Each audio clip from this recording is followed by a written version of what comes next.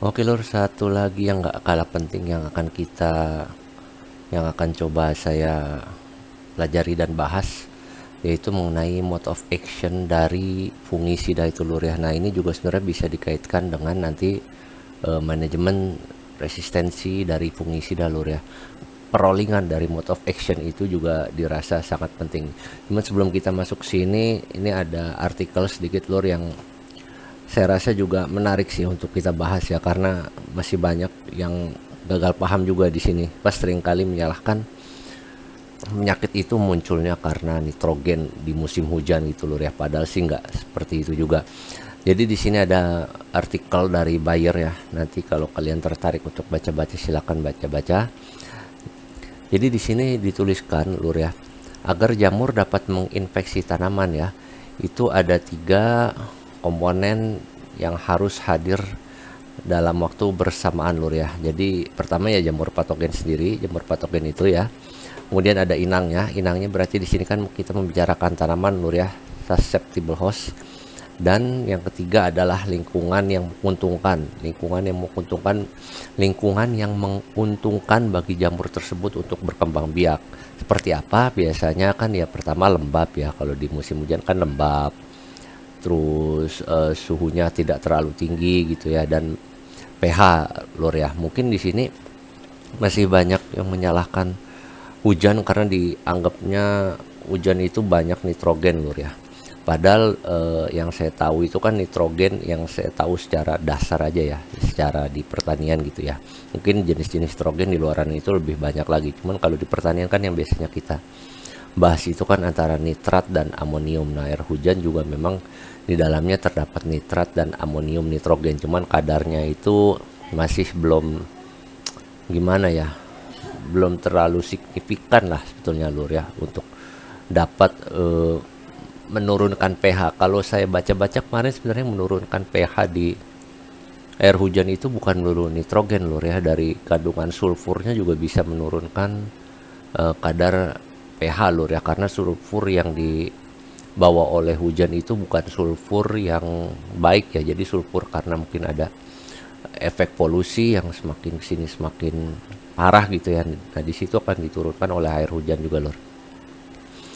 Nah nitrogen sendiri kan, nitrat itu dia lebih mengarah, akan membantu tanaman untuk fase generatif, dan dia akan bersifat lebih ke basa, jadi akan meningkatkan pH. Dan amonium itu nanti akan membantu fase vegetatif tanaman, jadi nitrat generatif, amonium itu vegetatif, dan di amoniumnya itu yang akan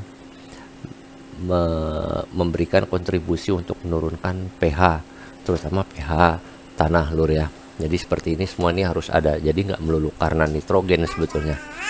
Nah di sini juga di sampingnya nih ada artikel yang menarik juga sebenarnya, antara kaitan tumbuhnya jamur ya, terutama di sini yang biasa kita kenal ya, fusarium ya, fusarium head blight dan leaf dan apa nih, leaf blight. Leaf blight itu apa sih? Kalau saya di Google itu adalah, kalau saya mencoba cari leaf blight di Google itu, di sini dia mengatakan leaf blight atau hawar daun bakteri lur ya. Nah ini kan umum banget ya, umum banget yang kita jumpai kemarin juga di tanaman ya, bercak bakteri seperti itu lur ya.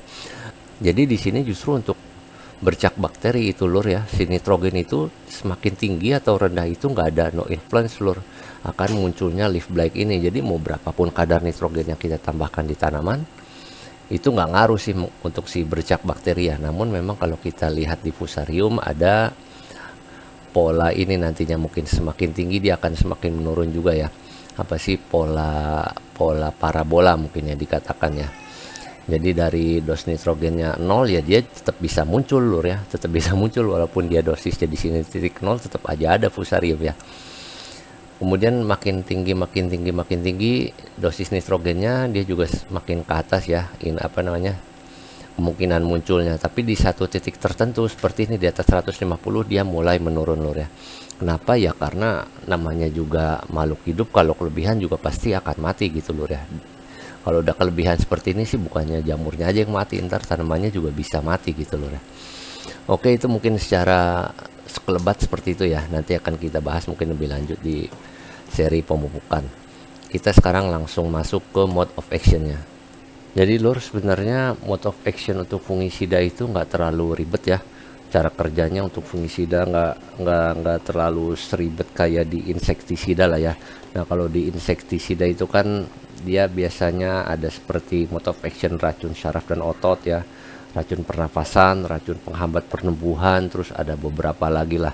Nah kalau mode of action atau cara kerja dari fungisida itu cuma ada 4 lur ya: preventif, protektif, kuratif, dan eradikatif lur ya. Nah, semua bahan-bahan, semua produk fungisida yang saya tulis di sini adalah produk-produk yang saya sudah pernah pakai dan masih saya pergunakan sampai sekarang lur ya. Kecuali untuk Ridomil Gold ini, karena Ridomil Gold ini bahan aktifnya saya pecah. Untuk mancozebnya saya gantikan dengan Propinept ya. Untuk produknya saya pakai Antrakol, dan mefenoxamnya saya gantikan dengan Metalaxyl untuk Besromil lur ya. Kenapa saya pecah seperti ini? Karena nanti akan sangat terkait dengan manajemen resistensi lur ya. Agar dari 3 hal yang perlu harus kita tetap pahami seperti tepat dosis, tepat aplikasi, dan tepat waktu itu, kalau misalkan bahan aktifnya saya pecah seperti ini akan lebih mudah untuk menghindari terjadinya resistensi lur ya.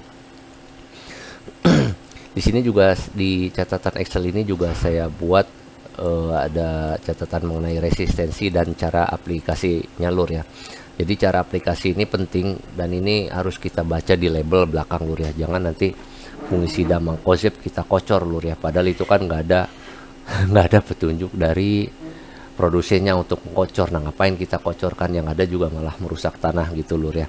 Tapi untuk fungisida seperti Besromil ini memang di labelnya itu ada petunjuk dapat digunakan sebagai rendam benih lur ya, untuk melakukan istilahnya perlakuan benih sebelum akan dilakukan proses penyemaian. Nah untuk benzim juga yang suka saya pakai dulu lur ya, dia juga ada aplikasi rendam benih dan baru bisa dikocor lur ya. Di sini bisa diperhatikan nih untuk benzim lur ya, emang jelas-jelas dari produsennya itu sudah mencantumkan lakukan kocoran ya. Terus bisa juga disemprotkan larutan merata pada daun ya, berarti dia bersifat sistemik dan bisa diaplikasikan secara foliar juga ya. Terus ada pencelupan akar bibit kubis pada larutan formulasi. Nah di sini jadi biar kita pahami kalau misalkan nggak semua fungisida itu bisa diperlakukan kocor. Nah untuk hidrogen peroksida pun udah umum banget sih dilakukan proses kocor ya, terutama mungkin untuk sterilisasi lahan atau misalkan ada yang terjangkit busuk bakteri, layu fusarium, itu bisa ya menggunakan hidrogen peroksida. Nah untuk koproksat sendiri nggak saya tulis kocor, walaupun sebenarnya masih banyak yang melakukan kocor, karena menurut saya untuk bahan dengan jenis anorganik ini masih bisa dibilang sedikit aman ya untuk dilakukan proses pengocoran. Tapi hati-hati kalau melakukan pengkocoran dengan kuproksat itu selang 1 hari kalau bisa tanahnya dibilas basah lur ya. Kalau enggak nanti si tembaganya akan menghambat menghambat penyerapan unsur-unsur hara dari akar tanaman lur ya. Oke, jadi untuk mode of action dari fungisida tadi preventif dia biasanya nanti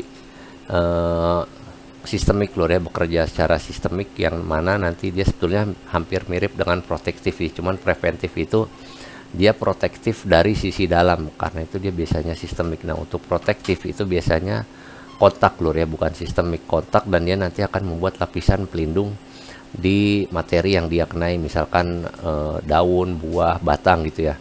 Makanya kalau diperhatikan fungisida kontak protektif yang berbentuk tepung itu biasanya nanti ketika kita setelah aplikasikan bisa diperhatiin nanti di daun-daunnya atau batang atau apapun lah yang terkena materinya itu biasanya ada kayak semacam bubuk-bubuk gitu lur ya. Nah bubuk-bubuk itulah mungkin teknologi dari produsennya untuk meletakkan bahan aktifnya agar dapat bersifat protektif lur gitu ya.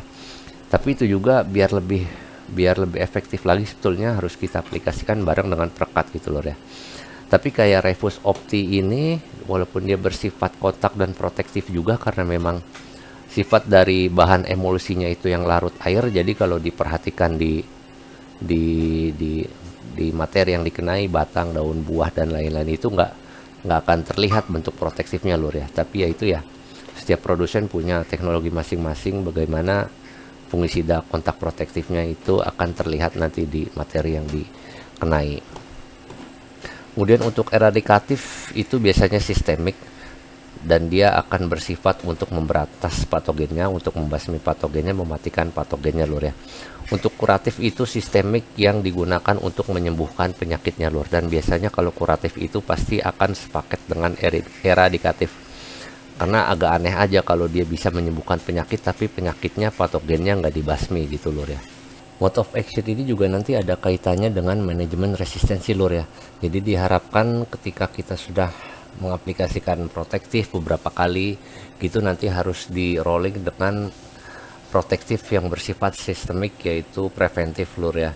Jadi harus di rolling itu lur ya, protektif kontak dan protektif sistemik yaitu yang memiliki mode of action preventif, seperti misalkan biasa saya rolling antara Propinep, Refus Opti gitu ya. Kemudian mungkin nanti dari Refus Optinya pindah ke pemulus, dari ke pemulus nanti saya pindah ke Propinep, terus habis itu saya masuk Amistartop, habis itu saya pindah ke Propinep lagi, kemudian saya pindah ke Refus Opti lagi gitu lur ya.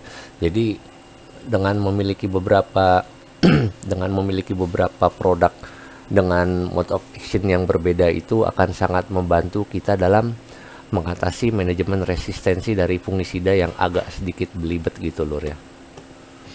Mungkin segitu aja, kalau ada yang kurang jelas nanti bisa kita diskusikan di kolom komentar lur ya.